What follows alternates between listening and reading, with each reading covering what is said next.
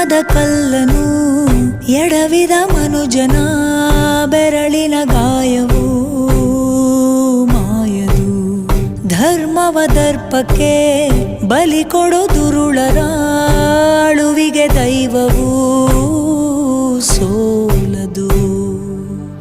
ಅಪ್ಪಳಿಸಿಧರೆಯನ್ನೇ ನುಂಗೋ ಘೋರ ಸಿಡಿಲು ಬಿಕ್ಕಳಿಸುತ್ತಾ ಭೂಮಿ ತಾಯ ಮಡಿಲ ಕೇಳಿತೇನು.